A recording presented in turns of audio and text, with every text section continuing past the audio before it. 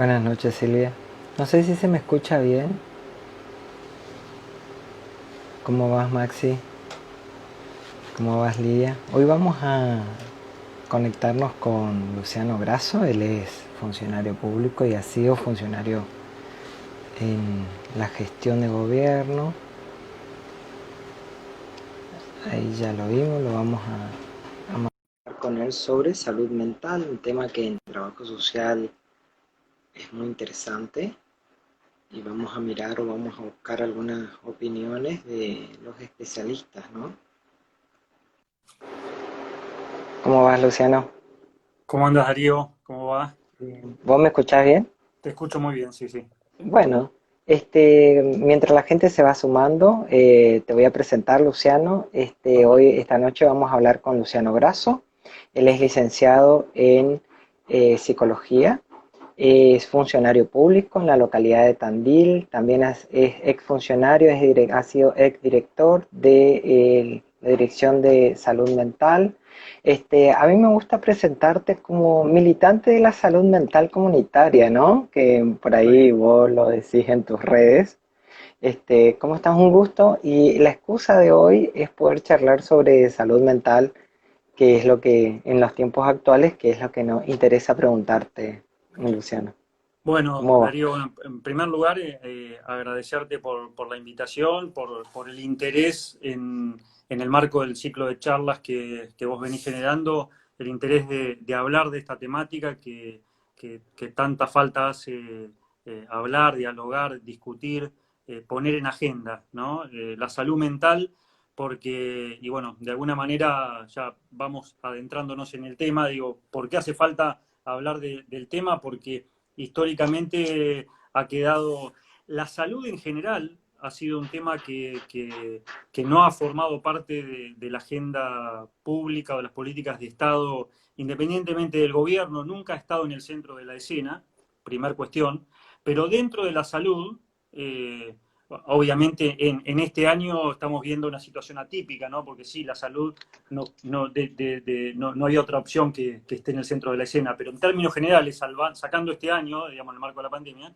la salud ha estado muy poco en la agenda pública y dentro de salud mental ha sido como algo que ha quedado relegado históricamente en todos los órdenes, en las políticas públicas en particular, en los medios de comunicación, en las profesiones de salud, en fin, es un tema que en general ha quedado vedado, silenciado, subestimado, entonces que podamos hablar del tema me parece fundamental.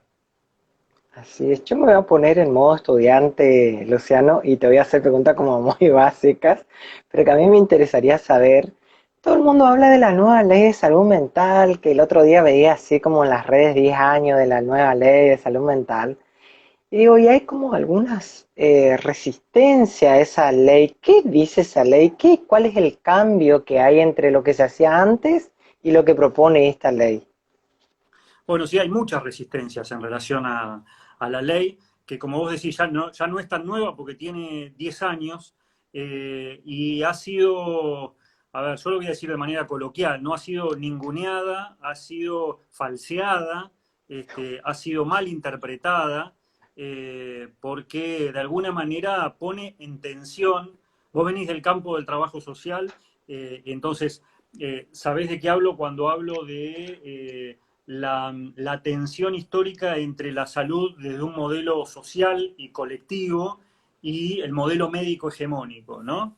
En salud mental también se da como esa tensión entre un modelo psiquiátrico hegemónico, nosotros llamamos asilar manicomial, ¿no? Porque el manicomio de alguna manera como institución, podríamos decir, es la imagen que sintetiza ese modelo, ¿no? El de entender la locura como peligrosa, por lo tanto, el encierro como la vía de solución al problema de la locura y una sola profesión que de alguna manera era la que tenía el poder respecto al padeciente, que en realidad históricamente el loco es por ahí la palabra que suena en la cotidianidad más allá del campo de la salud, pero dentro del campo de la salud se le solía decir y se le sigue diciendo el enfermo mental.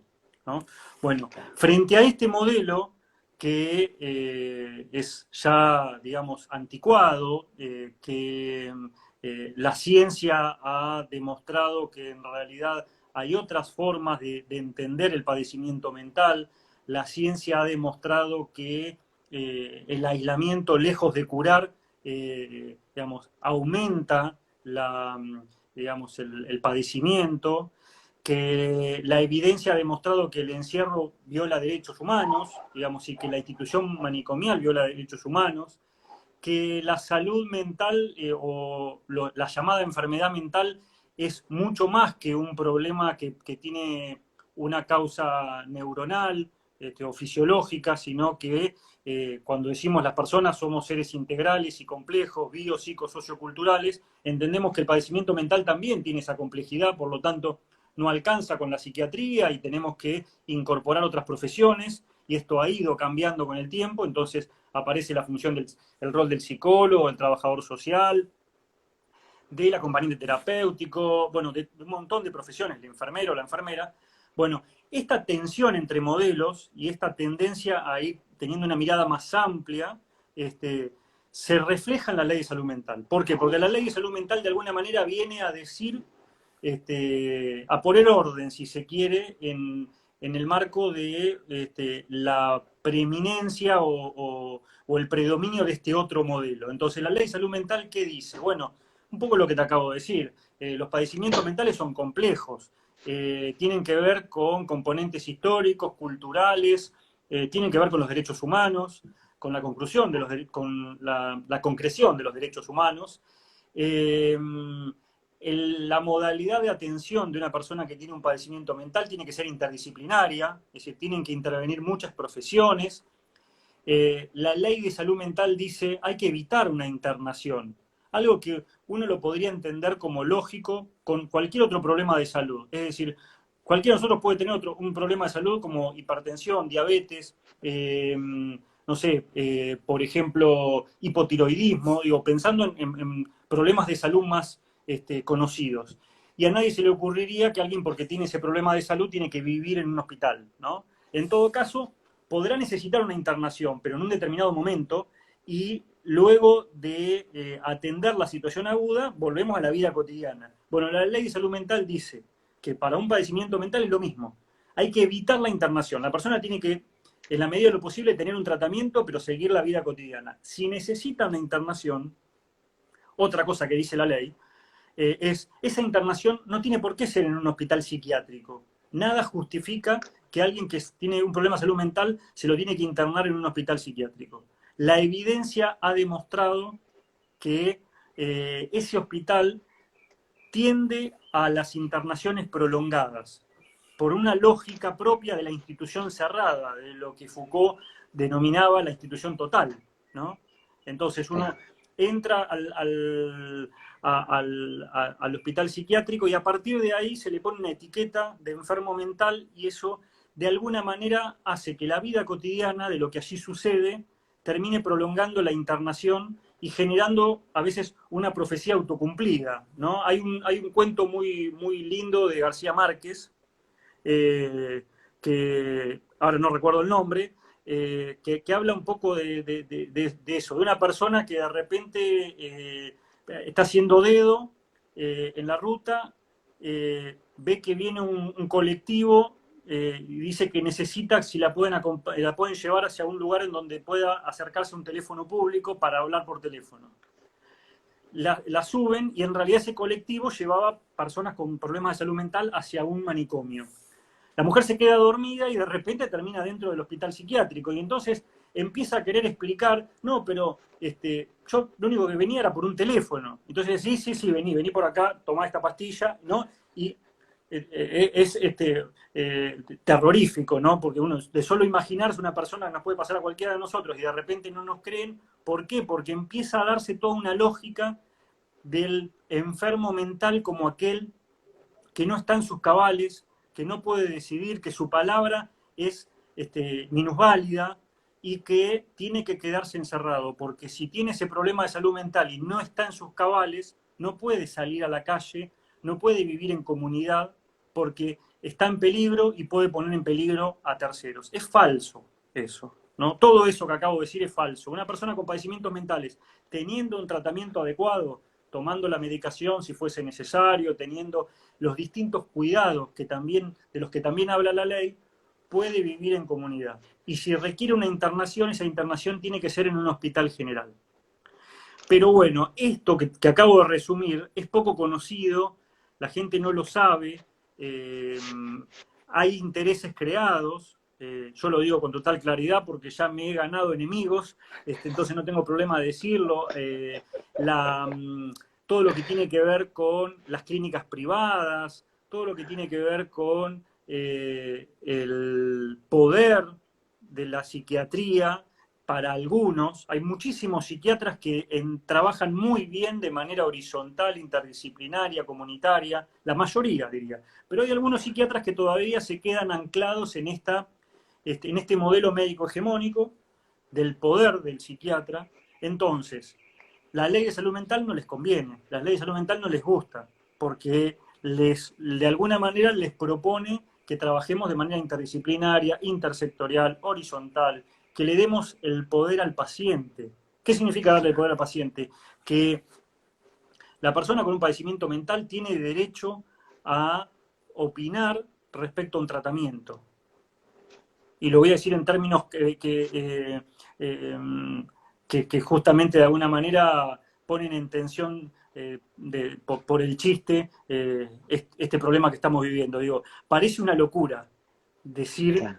que alguien que tiene un padecimiento mental puede opinar, pero ¿cómo? Y sí, ¿y por qué no? Y justamente yo podría decir, ¿por qué sí? Porque hablando de su padecimiento, los profesionales podemos conocer aquello que es de otra manera, por más que hayamos leído muchos libros, los que tengo acá atrás, todas las obras completas de Freud que tengo ahí arriba, Lacan y todo lo que querramos leer, si no escuchamos al paciente, no vamos a saber nada.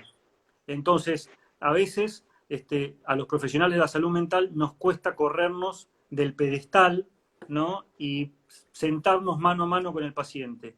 Hay un psiquiatra que decía, tiene que haber menos pastillas y más oreja, ¿no? Menos pastillas y más escucha, ¿no? Uno podría decir menos pastillas y más abrazos, menos pastillas y más tantas cosas que curan más que una pastilla.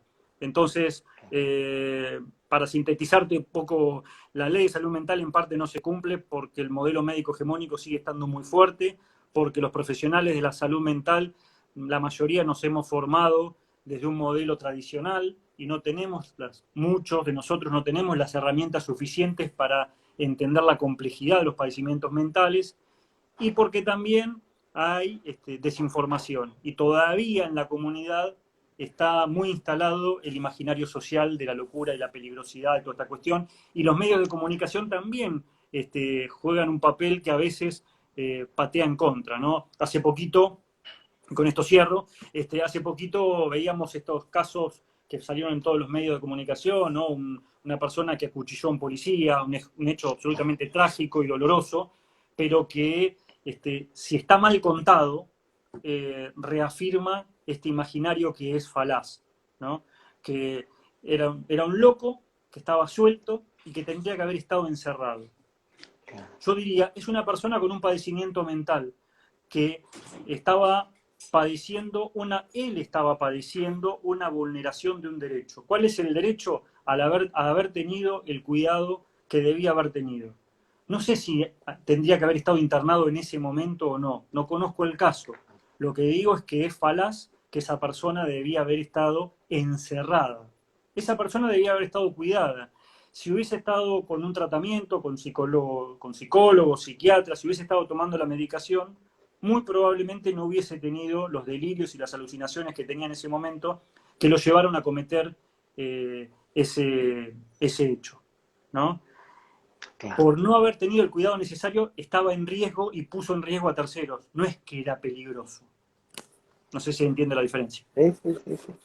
A mí me gustaría preguntarte, Luciano, porque cuando uno hace sus prácticas en los hospitales de salud mental, a mí hay algo que me llamaba mucho la atención, que cuando vos leías las historias clínicas, a todos le daban la misma medicación. Y la primera pregunta era, cómo es eso, si deben sufrir diferentes patologías, qué sé yo, diferentes problemas mentales, digo, no, no puedes tomar, digo, es como que querramos tomar ibuprofeno para el dolor de hígado, digo, ¿por qué pasa eso, Luciano, en las prácticas así de los hospitales de salud mental? Bueno, es parte un poco de lo que decía de la lógica manicomial. Tiene una serie o el modelo manicomial, yo lo digo en términos generales, ¿no? Por Claro, supuesto que hay hospitales psiquiátricos que tienen profesionales y trabajadores que hacen su trabajo muy bien, que estudian los casos, que se encuentran con pacientes que tienen internaciones prolongadas, que es uno de los principales problemas, un poco lo decía claro, hoy, del hospital psiquiátrico, que es que tiende a la prolongación. Nosotros hicimos un censo y eso quedó demostrado. El promedio de internación en los hospitales psiquiátricos en nuestro país es de 8 años. Quiere decir que, por supuesto, hay personas que entran a un hospital psiquiátrico y a la semana se van. Sí, 2 semanas, un mes. También hay de un año, dos, 8 es el promedio. Hay personas que hace 40 años que están viviendo en un hospital psiquiátrico. Entonces, uno de los principales problemas es esta prolongación en la internación. Eh, claro, pero también otro de los problemas es esta lógica de la repetición, del para todos, ¿no? De la confusión, de la pérdida de la singularidad. Y esto tiene que ver con muchas causas. En algunos casos, porque entramos a un hospital psiquiátrico en donde hay 100, 200, 300, 400 o 500 pacientes. Por supuesto que ha habido momentos en nuestro país en los cuales hay hospitales psiquiátricos que han tenido 2.000, 3.000, 4.000 personas internadas. Estamos hablando hace varios años atrás. Eh, Estoy hablando de los hospitales más grandes, ¿no? El Borda, el Moyano, estoy hablando de la colonia en Córdoba, la de Santa Fe, en fin, Mendoza, pero hoy el hospital que tiene mayor cantidad de pacientes anda en los 400, 500, 600 puede ser, ahí el Esteves, creo, de la provincia de Buenos Aires. Pero digo, al haber tanta cantidad de pacientes, muchas claro. veces pocos profesionales, no estoy justificando, ni mucho menos, estoy tratando de pensar en los motivos por los cuales se instala una lógica en el manicomio de lo que acabo de decir, de la repetición, de la pérdida de la singularidad, ¿no? Del todos para todos igual, entonces todos tienen la misma ropa, Claro. todos tienen la misma casaca, ¿no? Ahora ha ido cambiando un poco, pero históricamente era el chaleco blanco con una HP, ¿no? Hospital psiquiátrico. Eh, la comida para todos igual, eh, yo diría el día para todos igual, Claro, ¿no? Se levantan, desayunan, suelen fumar mucho los pacientes, ¿no? sí, Por varias razones. Eh, el almuerzo, la siesta, estar un rato a la tarde, la cena, a dormir, y así todos los días.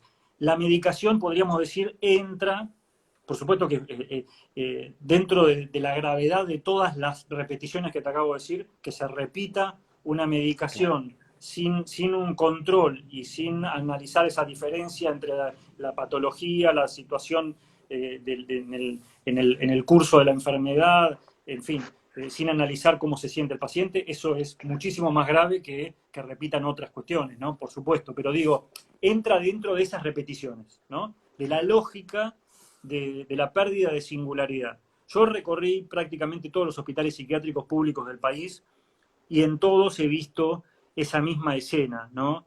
Eh, y en algunos casos, a ver, yo estoy absolutamente convencido que no hay paciente que no pueda ser externado, aún el más grave, pero dicho esto, digo, me han sorprendido sobre todo esos casos en donde uno nota, apenas se encuentra con un paciente o con una paciente, eh, evidencia rápidamente que esa persona no tiene ningún sentido, ninguna lógica que esté ahí. Y que estar ahí los hace transitar un presente continuo de ausencia de proyecto de vida, ¿no? Personas que uno ve que están ahí sentados o sentadas, mirando por la ventana, y que su vida es levantarse, ver por la ventana donde asoma el sol, pasar por cada una de las 4 comidas diarias, ir viendo cómo cae el sol por la ventana y a dormir y así, ¿no?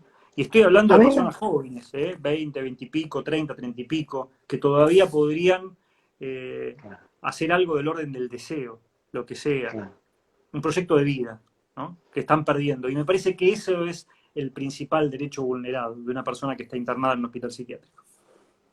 A mí la percepción que tengo de haber hecho prácticas en el Hospital de Salud Mental acá de Corrientes es como que hay prácticas institucionalizadas como muy rutinarias en principio y que coincide con esto que describís vos. Y quería plantearte dos situaciones, Luciano, y que vos nos desande algunas cuestiones ahí. ¿Qué hacemos, por ejemplo, cuando nos encontramos con una situación de un sujeto en el cual la familia no se quiere hacer cargo y cuando se producen los brotes te traen al hospital y te dicen, bueno, queremos que se internen porque ya no sabemos más qué hacer, eso por un lado. Y segundo, lo otro que yo he visto acá en Corrientes es que las cuestiones, hay como un pabellón o un área de adicciones en donde la adicción, que se trata en el Hospital de Salud Mental, también se entra en esta dinámica institucional y digamos, son cosas diferentes. ¿Cómo abordamos un caso, por ejemplo, esto sería lo otro, de adicciones en el contexto de la salud mental? Eh, Respecto a lo primero, digamos, la cuestión de la contención familiar, por supuesto que es algo muy complejo y que suele pasar, digamos, las dificultades vinculares que tienen las personas con padecimientos mentales, sobre todo los padecimientos mentales severos, que son los más complejos, ¿no? De los que estamos hablando ahora. Eh, entonces, por supuesto que hay momentos y situaciones en donde la internación es la medida acertada, ¿no? Yo, con todo lo que acabo de decir, de ninguna manera pretendo romantizar el padecimiento mental, ni decir que todos los pacientes tienen que estar viviendo una vida cotidiana sin tener en cuenta las dificultades reales que aparecen en el día a día. Digo, Claro, esto que vos acabas de decir, digamos, una familia que, digamos, no tiene todas las herramientas como para contener, en el buen sentido del término, contener claro. a su familiar que tiene un trastorno mental severo, con situaciones de descompensación, de agresividad, de alucinaciones, delirios, etcétera. Ahí, por supuesto, que es necesario la intervención en distintos niveles del sistema de salud. Entonces, esto también es importante aclararlo, porque a veces, bueno, lo que decía hoy del ejemplo del hombre que acuchilló a un policía, eh, que haya estado en la calle es sinónimo de que no tiene atención, como si la única atención posible fuese la internación. Entonces, hay distintos niveles. Eh, lo que se tiene que intentar es que la persona pueda tener, como decía hoy, los cuidados sin que se interne, que se le pueda, un psiquiatra pueda evaluarlo y darle la medicación. Pero ahí tiene que haber un familiar para que pueda garantizar que tome la medicación. Por supuesto, tiene que haber un sistema público que si no tiene el recurso a la obra social para comprarse la medicación, que se la provea. Digo, todas cuestiones que son requisitos para poder garantizar lo que llamamos la continuidad de cuidados en la comunidad, que es lo que propone la ley y que tanto cuesta, pero que son requisitos que muchas veces fallan o no están. No está la provisión de la medicación. Entonces, digo, porque esto forma parte de los problemas que tenemos en nuestro país. Digo, si la persona va con un familiar, supongamos, tiene el familiar que lo contiene y que lo acompaña, ve a un psiquiatra, consigue turno, que ya eso no siempre se consigue turno con un psiquiatra, el psiquiatra lo ve, le dice, sí, tiene que tomar esta medicación y se la prescribe, pero ese sistema de salud no le da la medicación, digo, Por más que el familiar lo quiera acompañar, no es que tiene que, digamos, cortar en pedacitos la receta y tomársela. No, tiene que conseguir la medicación. Y si esa medicación no está, se van a ir a la casa, los síntomas de esa persona van a recrudecerse y probablemente tenga todas esas actitudes que la sociedad suele tildar como de peligrosidad, pero que en realidad no es, digamos, se suele tildar con carácter negativo a la persona. Entonces, es ese loco de miércoles que vive acá enfrente, es el vecino loco, el mismo familiar que a veces ya no da más, dice, ya me tiene podrido, ¿no? Y en realidad esa persona está padeciendo, está, digamos, con sus síntomas en un brote porque no está pudiendo tener un derecho garantizado al cuidado oportuno, que es tomar esa medicación, y que además pueda haber un psicólogo, y que además pueda tener alguna actividad, y si le gusta estudiar, que pueda estudiar, y si le gusta trabajar, que pueda trabajar, y si le gusta hacer tal o cual actividad, que pueda hacerla. Digamos, cuestiones básicas que garantizan ese cuidado, y que si no está, y si no hay una familia contenedora, y bueno, puede que sea necesario una internación. ¿Para qué? Para compensar, para garantizar eso que acabo de decir, que pueda tomar la medicación, que la medicación le pueda hacer efecto, y a partir de ahí, por eso digo, yo no es que diga que hay que evitar por todos los medios una internación.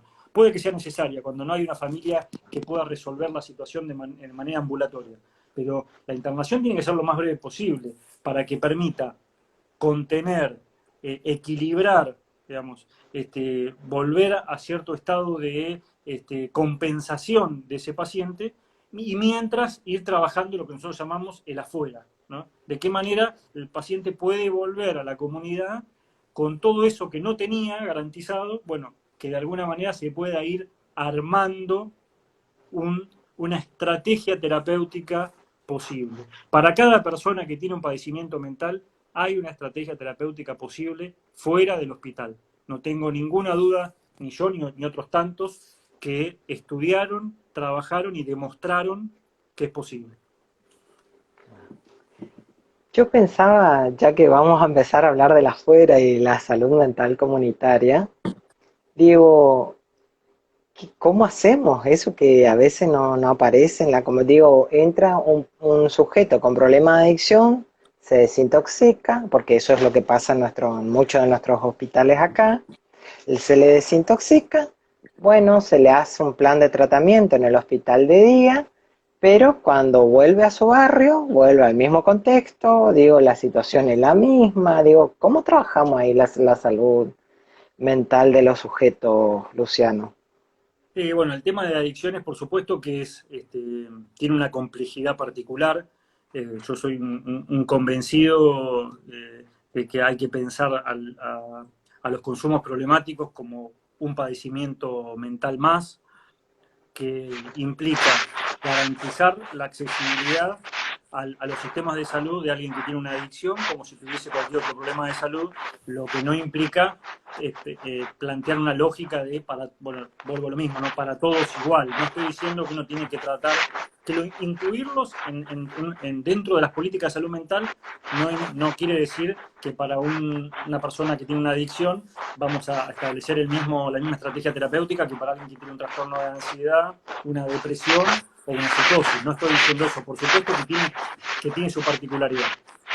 La complejidad es, por un lado, bueno, la estigmatización propia de los adictos en los sistemas de salud, ¿no? Ya de por sí, la persona que tiene un problema de salud mental, cuando llega a una guardia de un hospital, ya muchas veces sufre la discriminación, ¿no? Como si se subestimara el problema crítico que está teniendo. Si además estamos hablando de un adicto, es una doble discriminación en general, ¿no? Porque es el drogón, porque es el borracho, porque, ¿no? Ese es un problema. Ahora, el otro problema es, aún en los casos en donde una situación de intoxicación, una situación crítica de una persona con adicción, llega a una guardia y en el mejor de los casos nos encontramos con médicos, enfermeros y bueno, todos los que están en la guardia que lo atienden, lo alojan, empieza el proceso de desintoxicación de la cuestión aguda, se lo puede internar un tiempito en el hospital. Pensemos en ese escenario que se da bastante poco, ya de por sí estamos hablando de la minoría de casos, pero supongamos que se da esto, bueno, un poco lo que vos decías, ¿y después qué? ¿No? ¿Qué viene después? Internarlo en una comunidad terapéutica durante mucho tiempo, se ha demostrado que esa no es la solución, sino todo lo contrario, digamos.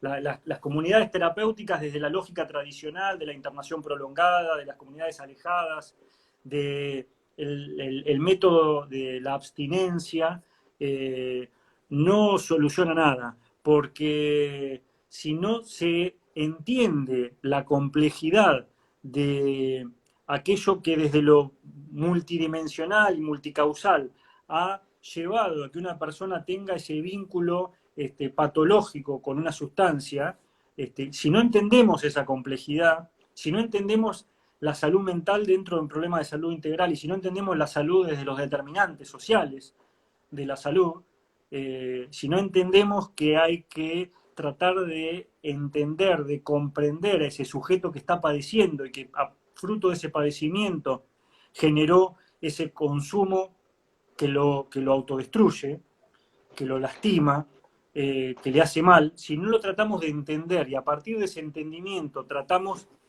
que su núcleo vincular, familia, amigos, también pueda acompañar a que esa persona pueda encontrar un proyecto de vida, porque en definitiva es, sin ánimos de generalizar, ¿no? Justamente todo lo contrario, es en el caso a caso, es la singularidad de cada caso, pero digo, en términos generales, el vacío que produce algo del orden de la desconexión con un proyecto vital, con un proyecto de vida, es de alguna manera lo que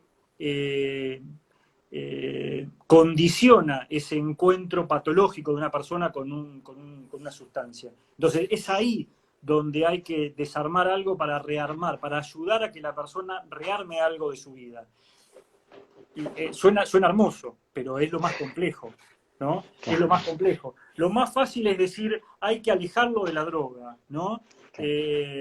Hay que culpabilizarlo, hay que hacerlo sentir mal, para que a partir de ahí, cortándole el vínculo de acceso a la droga, lo cambiemos. Y eso ha demostrado un fracaso en la mayoría de los casos.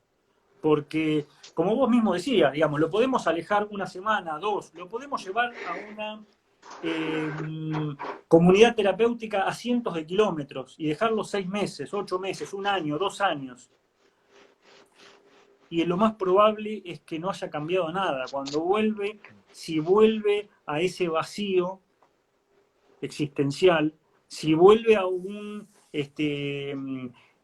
contexto que no le hace bien, que no lo entiende, que no lo comprende, si sigue teniendo las mismas dificultades para tener un proyecto de vida, porque no tiene trabajo, porque no puede estudiar, porque no tiene afectos que lo fortalezcan, y va a volver a consumir. Entonces, me parece que ¿cuál es la clave? Lo que dice la ley: interdisciplina, intersectorialidad, cuidados integrales, que trabajemos juntos el área de salud mental con el área de salud, con el área de desarrollo social, con el área de trabajo, con el área de deporte, con el área de cultura, para generar dispositivos que intenten alojar a las personas que se sientan desalojadas y que fruto de ese desalojo subjetivo han consumido y ese consumo los está dañando, ¿no? Es complejo, pero creo que es por ahí. Justamente te quería preguntar por ese tema de los dispositivos, de que siempre uno cuando habla de salud mental habla de los dispositivos que cuenta la institución. ¿Cómo hacemos con esos dispositivos? Por ejemplo, yo te doy un ejemplo nomás, no hipotético.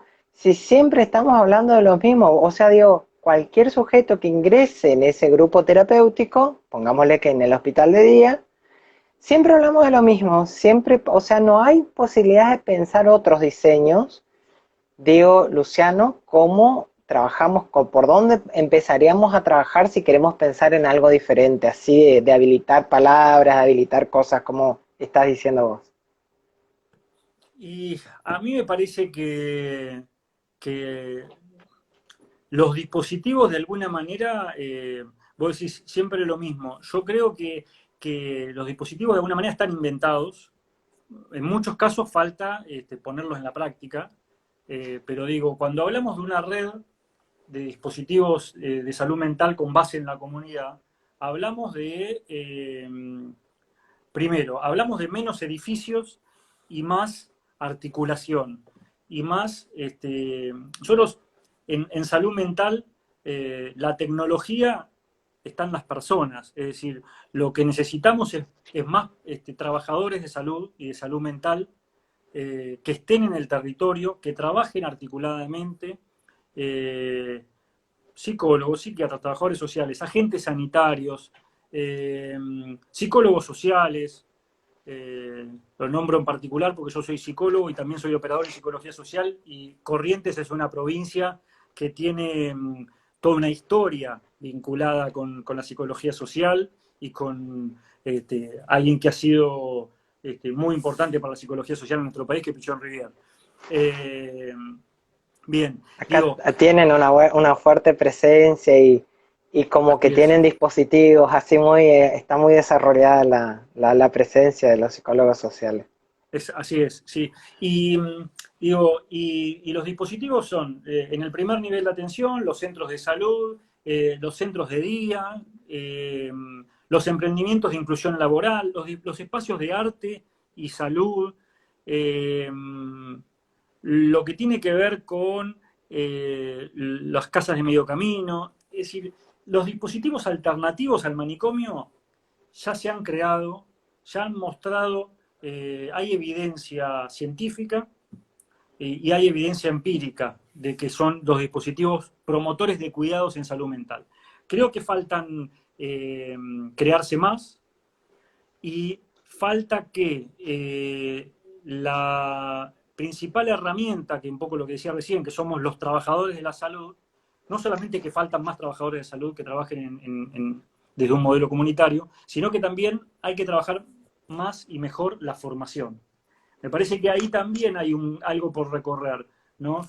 Que el modelo de salud mental comunitaria, con perspectiva de derechos, como plantea la ley, como plantea la convención, como plantean los organismos internacionales, que ese modelo esté más desarrollado en los procesos de formación de grado. Digo, en medicina, en psicología, en trabajo social, en terapia ocupacional. Me parece que eso también vaya de la mano de prácticas, ¿no? Espacios de prácticas profesionalizantes que entiendan esta lógica. Yo he luchado en el buen sentido bastante por sacar las residencias de los hospitales psiquiátricos. Y diría de los hospitales en general, porque los profesionales de la salud justamente nos formamos para la enfermedad, nos formamos para atender de manera individual en el segundo nivel de atención o en el tercer nivel de atención, pensemos en el hospital psiquiátrico, en el hospital monovalente. Y en realidad, siempre se habla de un triángulo, ¿no? En donde en la base está la mayoría de las personas que no tienen un padecimiento mental definido y que, por lo tanto, es en esa base, en donde están la mayoría de las personas que viven en la comunidad, en donde hay que tratar de trabajar para evitar que una persona tenga un padecimiento mental. ¿De qué manera? Y con promoción de la salud, con promoción de hábitos saludables, con prevención primaria, con tener una escucha, con trabajar en las redes, en el territorio, tratando de ver en dónde hay alguna posibilidad de que haya algún tipo de malestar psicológico para intervenir. Después sí, tiene que haber, ya subiendo en la pirámide, dispositivos más de tipo asistencial, en el primer nivel de atención, que es donde están los equipos de salud en general. Después, algunas de esas personas puede que necesiten una atención especializada de un psicólogo o un psiquiatra.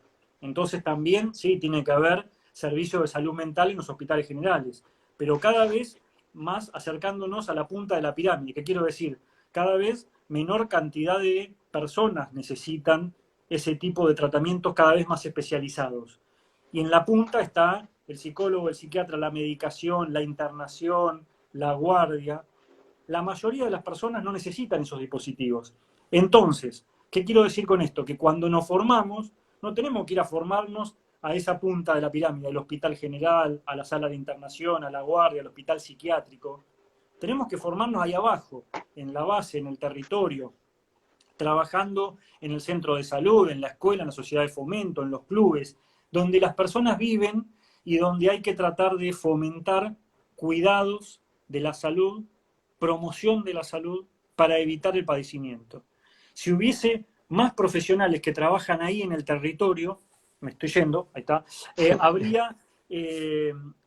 habría menos padecimiento, ¿no? Sin embargo, hacemos al revés. Salimos a hacer una práctica de medicina, de psicología, de psiquiatría, trabajo social, ¿y a dónde nos mandan? Al hospital, al psiquiátrico, a Claro. donde están la menor cantidad de personas en términos proporcionales de prevalencia, que son los que tienen psicosis o trastornos mentales severos. Y en realidad empezamos por atrás, digamos, empezamos por lo último. Está bien, yo no digo que no haya que saber cómo tratar a una persona que tiene un trastorno mental severo, por supuesto, tenemos que saber cómo trabajar allí. Pero más importante es saber cómo contribuir a que haya personas, familias, grupos y comunidades más sanas. Ahí están preguntando, Luciano, ¿cómo hacemos con los adictos que no quieren tratarse, pero que se vuelven también peligrosos para sus familias?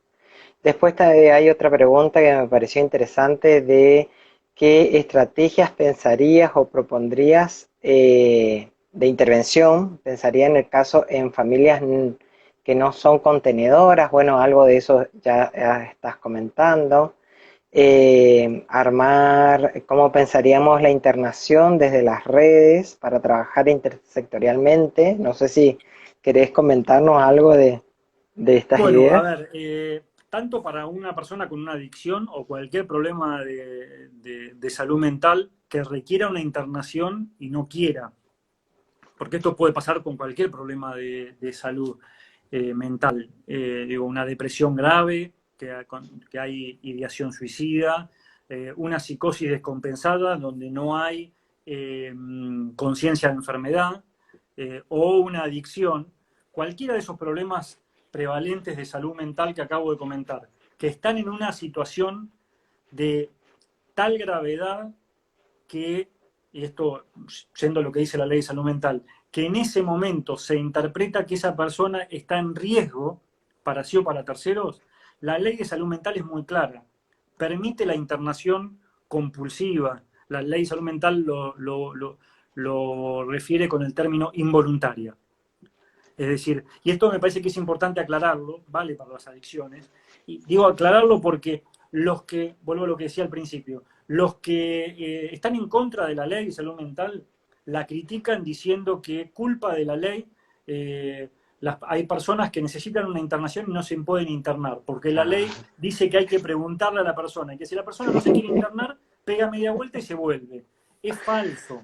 Por supuesto que hay que tratar de evitarla la internación y hay que tratar de que si los profesionales interpretan que esa persona se tiene que internar, hay que tratar de convencerla. ¿Por qué? Porque es una privación de la libertad la internación y porque hay que dialogar siempre con el paciente. Y esto es una cuestión básica, ¿no? Hay que respetar al paciente, informarle lo que queremos hacer con ese paciente para tratar de convencerlo de que esté de acuerdo. Ahora, ¿qué pasa? Si los profesionales interpretan que en ese momento esa persona no puede estar en ningún otro lugar que no sea en una internación, porque va a correr riesgo. Pensemos en los ejemplos que acabo de contar. Una persona que tiene una ideación suicida. Los profesionales lo ven, porque ese familiar vio que estaba muy mal, vio que estaba pensando o diciendo que se iba a matar, y lo logra llevar a la guardia. Lo ven los profesionales. Ven y ¿qué dicen? Si esa persona, yo ahora le digo que tiene que iniciar un tratamiento, que se vuelva a la casa y que mañana lo veo por consultorio externo, y la verdad que es muy probable que llegue a la casa y cuando esté solo decida matarse. Entonces le digo, internate. La persona no quiere y los profesionales siguen creyendo que es muy riesgoso que se vaya a la casa, se lo interna igual. Si se quiere en lenguaje digamos, coloquial, de prepo. Eso se llama la internación involuntaria, compulsiva, como queramos llamarle.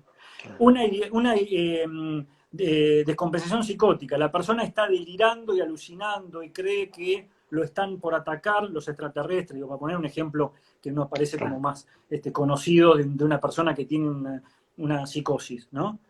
Y lo llevan a la guardia y esa persona no de ninguna manera cree que está enfermo, sino que realmente lo están atacando. No lo podemos dejar que vuelva a su casa porque le van a aparecer otra vez las alucinaciones y va a creer que está frente a un extraterrestre y lo va a tratar de atacar para defenderse, y en vez de ese extraterrestre es un familiar y puede ocurrir una tragedia. ¿Esa persona se quiere internar? No, hay que internarla y se la obliga a internar. La ley es muy clara en esto. Y bueno, y voy al ejemplo de una adicción, que era la pregunta. Una persona que está en una situación de una adicción tan patológica que puede estar en una situación de sobredosis o puede, digamos, correr riesgo su vida. Y esa persona no se quiere internar. Bueno, también la ley permite que esa persona sea internada de manera involuntaria. Lo que pasa es que esa internación, vuelvo a lo mismo, tiene que ser lo más breve posible. Es decir, se la interna, se compensa, empieza a tomar la medicación y volvamos a los 3 ejemplos. Cede la ideación suicida y mientras va cediendo la ideación suicida, el equipo interdisciplinario va trabajando con esa persona, va trabajando con la familia que está afuera y van trabajando ese regresar a la afuera, ¿no? La persona que tiene una adicción, lo mismo, ya lo hablamos, pero bueno, es un poco por ahí más complejo. En el caso de una psicosis, también la medicación hace efecto, baja esa ideación, esa alucinación y esos delirios, y se puede ir trabajando de qué manera con la familia se lo puede contener a ese paciente para que una vez que esté compensado, vuelva a la vida cotidiana. En definitiva, en cualquiera de los casos, la internación tiene que ser breve. Vos me preguntarás cuánto tiempo es el caso a caso, pero no debería superar las semanas. En general, una internación bien tratada, sea del problema que sea, no debería durar más que unas semanas, pocas semanas. El resto, no estoy diciendo que el tratamiento dura semanas, no, puede que el tratamiento dure meses, años, pero la internación no debería durar más que algunas semanas. Qué bueno que es escucharte porque generalmente uno cuando escucha hablar de salud mental y de la ley, suele quedarse con esto, ¿no? Que la nueva ley no permite que la gente se pueda internar, digo, no se puede disponer de que se interne y vos nos estás diciendo bueno, que en realidad esto no es así. Eh, Luciano, estamos llegando a horario porque nos dan unos minutos más. La plataforma, la verdad que ha sido un placer escucharte y bueno, hacer el compromiso en algún momento poder tenerte en corriente y seguir hablando de esto, de salud mental y de dispositivos comunitarios con referencia a la salud mental, que nosotros es una cuestión que desde la disciplina trabajamos mucho, o por lo menos intentamos acompañar en esa intervención interdisciplinaria. Agradecerte por tu tiempo y tu predisposición. No sé si querés decir algunas palabras o querés decir algo más que por ahí se te No, haya olvidado. no, agradecerte de vuelta. Tengo un vínculo con Corrientes, estando en la dirección nacional, fui en muchas oportunidades. eh, Sobre todo iba a San Luis del Palmar, ahí cerquita de Corrientes Ah, Capital. Eh, Así que con todo gusto, cuando ande por allá nos vamos a encontrar y a disposición para los encuentros que consideres, también de manera virtual, si se arma algún otro, voy a estar a disposición. Eh, bueno.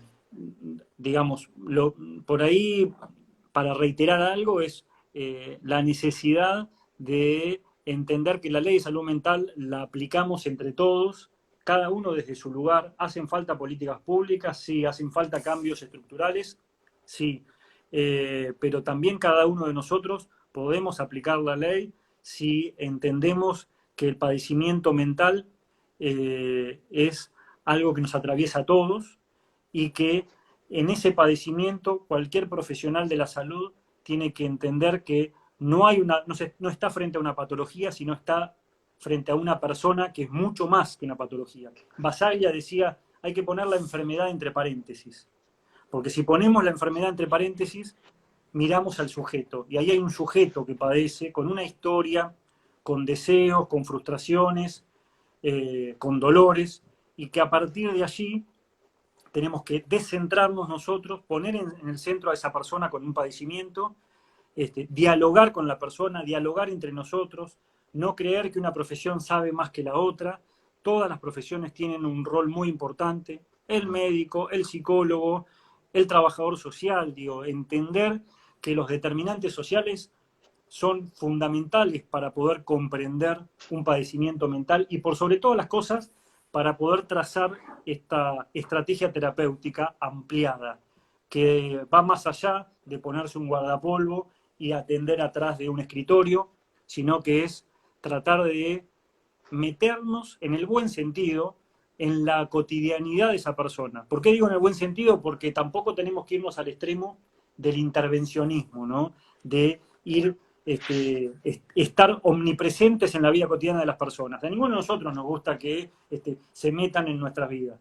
Digo, ¿no? Hay momentos en donde hay que dejar que la persona elija y decida el devenir de su vida y corrernos. Pero digo, meternos en el buen sentido en términos de poder tratar de armar la terapéutica en función de los proyectos de vida de la persona, no solo desde los dispositivos del, digamos, de la ingeniería, digamos, de la profesión, ¿no? Del guardapolvo, del consultorio, sino es en ese comprender la cotidianidad de la persona, sus deseos, sus proyectos, y escuchándolos es desde donde podemos tratar de poner nuestro granito de arena para empujar un camino hacia el bienestar psicosocial de esa persona. Sabiendo que nosotros podemos también, teniendo nuestras limitaciones, también corriéndonos de la omnipotencia de creer que nosotros vamos a salvar a las personas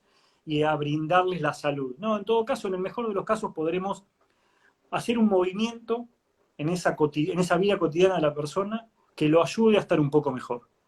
Si entendemos eso, si tratamos de entender al otro y corriéndonos de nuestros prejuicios, si nos arremangamos para tratar de contribuir a que haya personas más sanas, vamos a estar haciendo posible la implementación de la ley. Depende bastante de nosotros. Así que bueno, agradecerte y a disposición. Bueno, para todos nosotros estuvo hoy Luciano Grasso, va a quedar grabado en la plataforma para quien quiera revisar algunos conceptos que virtió hoy en la charla. Te mandamos un abrazo virtual, Luciano, muchas gracias, ¿eh? Un abrazo grande. Chao, chao. Adiós. Chao, chao.